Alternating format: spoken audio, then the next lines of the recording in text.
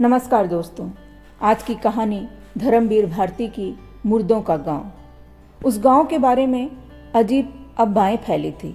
लोग कहते थे कि वहां दिन में भी मौत का एक काला साया रोशनी पर पड़ा रहता है।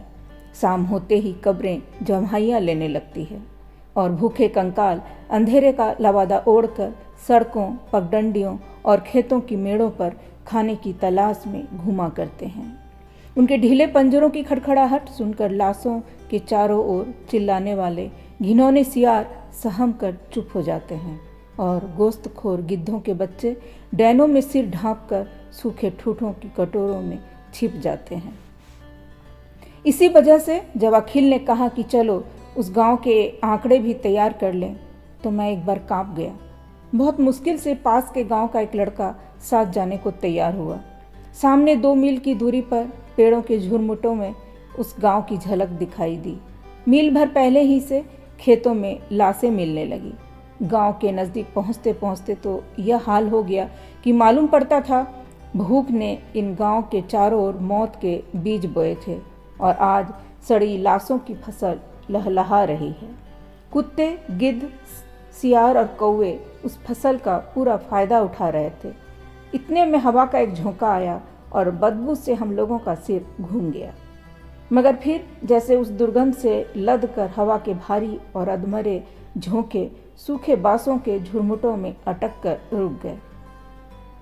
सामने मुर्दों के गांव का पहला झोपड़ा दिख पड़ा। 3 ओर की दीवारें गिर गई थी और एक ओर की दीवार के सहारे आधा छप्पर लटक रहा था।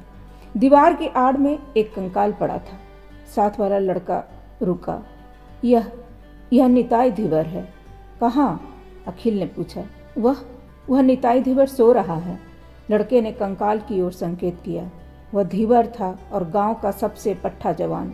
अकाल पड़ा, भूख से उसकी माँ मर गई। उसके पास खाने को न था। फिर लकड़ी लाकर चिता सजाना तो असंभव था।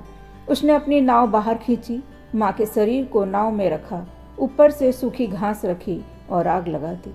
रहा सहारा भी चला गया और एक दिन वह भी यहाँ भूखा सो गया। यहीं इसी जगह उसकी माँ ने भी दम तोड़ा था। वो लड़का बोला। हवा का झोंका फिर चला और खोखले बांसों से गुजरती हुई हवा सन्नाटे में फिसल पड़ी। लड़का चीख पड़ा। वह सांस ले रही है। सुना नहीं आपने? कौन? वह जुलाहिन सांस ले रही है। क्या बाहियात बकता है? अखिल ने झुंझला कर डांटा। कौन जुलाहिन? आपको नहीं मालूम? वह सामने झोपड़ी है ना, उसी में जुलाहे रहते थे। उसमें से 3 भूख से मर गए।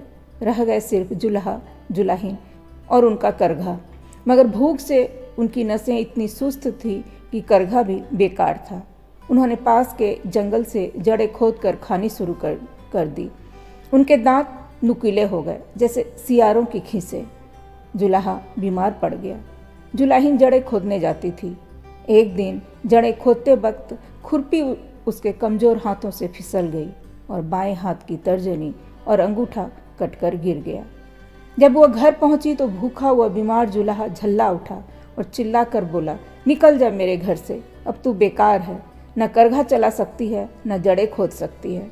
तब से जुलाहिन का पता नहीं, मगर कुछ लोगों का कहना है कि वह भूत बनकर गांव की कब्रों के पास घुमा करती है। वह अभी भी सांस ले रही थी। सुना नहीं आपने? अखिल ने मेरी ओर देखा और मैंने अखिल की ओर। हम दोनों आगे बढ़े और जुलाहों के झोपड़े में घुसे। लड़का ठिठका, मगर हिम्मत दिलाने पर वह भी आगे बढ़ा। हम लोग अंदर गए। लड़के ने अंदर से किवाड़ बंद कर लिए और हम लोगों से सट कर खड़ा हो गया। वह डर से कांप रहा था। सामने आंगन में 3 कब्रें आसपास खुदी हुई थी। बीच की कब्र में एक बड़ा सा छेद था। उसमें से एक बिज्जू निकला और हम लोगों को डरावनी निगाहों से पल भर देखकर सिर झटका और फिर कब्र में घुस गया। आंगन में किसी मुर्दे के सड़ने की तेज बदबू फैल रही थी। अखिल ने अपना कैमरा संभाला और फोटो लेने की तैयारी की। इतने में पीछे के किवाड़ खड़क उठे। मेरे रोंगटे खड़े हो गए। अखिल बोला, कोई सियार होगा। किवाड़ को किसी ने जैसे बार बार धक्का देना शुरू किया। मैंने सोचा शायद जिंदा आदमी की गंध पाकर गांव भर के मुर्दे हम पर हमला करने आए हैं। मेरे खून का कतरा कतरा डर से जम गया। लड़का बुरी तरह से चीख पड़ा। अखिल धीमे धीमे गया, धीरे से किवाड़ खोल दिया। उसके बाद बुरी तरह से चीख कर भागा और मेरे पास आकर खड़ा हो गया। मैं बदहवास हो रहा था और आपको यकीन न होगा मैंने दरवाजे पर क्या देखा। मैंने जिसे देखा वह आदमी नहीं कहा जा सकता था, वह जानवर भी नहीं था, भूत भी नहीं था। एक औरतनुमा शक्ल जिसकी खाल जगह जगह पर लटक आई थी, सिर के बाल झड़ गए थे, निचला ओठ झूल गया था और दांत कुत्तों की तरह नुकीले थे। मालूम होता था जैसे आदमी के ढांचे पर छिपकली का चमड़ा मढ़ दिया गया हो। उसके दाएं हाथ में एक खुरपी थी और बाएं हाथ की 2 अधकटी और 3 साबुत उंगलियों में कुछ जड़े। वह पल भर दरवाजे के पास खड़ी रही, फिर धीरे धीरे आगे बढ़ी। मैं चीखना चाहता था मगर गला जवाब दे चुका था। वह हमारे बिल्कुल पास आकर खड़ी हो गई, जड़ें जमीन पर रख दी और अपने 3 अंगुलियों वाले हाथ को मुंह के पास ले जाकर कुछ खाने का इशारा किया। हम लोगों की जान में जान आई। वह भूखी है, वह आदमी ही होगी, क्योंकि भूख आदमियत की पहचान है। अखिल ने अपने झोले में से केला निकाला और उसकी ओर फेंक दिया। उसने केला उठाया और मुंह के पास ले गई, मगर फिर रुक गई, उठी और झोपड़ी के दूसरी ओर चल दी। हम लोगों को कौतूहल हुआ, हम लोग भी पीछे पीछे चले। वह औरत सहन के एक कोने में गई, वहीं एक मुर्दा था जिसकी सड़ा आंगन में फैल गई थी। देहाती लड़के ने उसे देखा और पहली बार उसके मुंह से आवाज़ निकली, जुल्हा। ये तो जुल्हा की लाश है। यह जुलाहीन उसे भी भूत बनाने आई है। जुलाहीन लाश के पास गई। लाश सड़ रही थी और उसमें चींटियाँ लग रही थी। उसने केला और जड़ें लाश के मुंह पर रख दी और हंसी।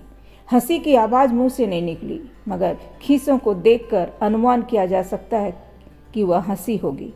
दूसरे ही क्षण वह बैठ गई और मुर्दे की छाती पर सिर रखकर सुबकने लगी। यह जुलाहीन है, मगर यह तो कम से कम 70 बरस की होगी।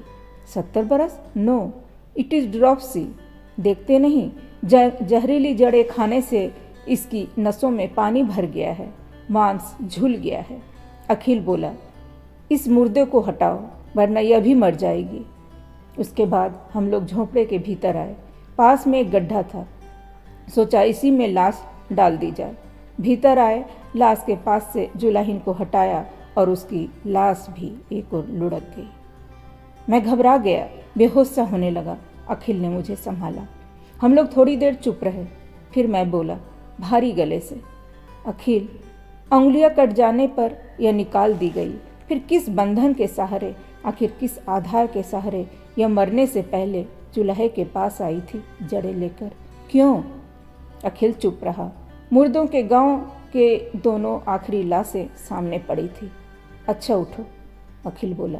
हम लोगों ने लाशें उठाई और गड्ढे में डाल दी।